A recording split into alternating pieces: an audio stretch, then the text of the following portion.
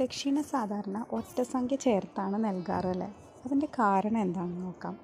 നമ്മൾ ദക്ഷിണ കൊടുക്കുമ്പോഴും ദാനം കൊടുക്കുമ്പോഴൊക്കെ എപ്പോഴും 51, 101, 1001, 10001 എന്നിങ്ങനെ വേണമെന്ന് പറയൂല്ലേ? ചില ആളുകൾ അതിന് തന്നെ നിർബന്ധം പിടിക്കുകയും ചെയ്യും. ഇങ്ങനെയാണ് ചെയ്യേണ്ടതെന്ന്. ഈ 50 രൂപ അല്ലെങ്കിൽ 51 രൂപ തമ്മിൽ എന്താണ് ഇത്ര വ്യത്യാസം എന്ന് നമുക്ക് മനസ്സിൽ തോന്നിയേക്കാം. എന്നാൽ 50, 100, 1000, 10000 എല്ലാം പൂർണ്ണസംഖ്യയാണ് ധ്വനിപ്പിക്കുന്നത്.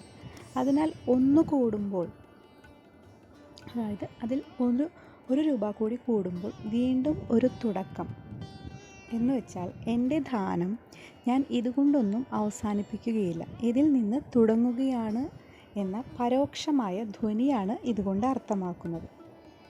അപ്പോൾ നമ്മുടെ പൂർവികർ കൈമാറി തന്ന നമ്മുടെ ഓരോ ആചാരങ്ങൾക്കും അതിൻ്റേതായ അർത്ഥവും സവിശേഷതയുമുണ്ട്.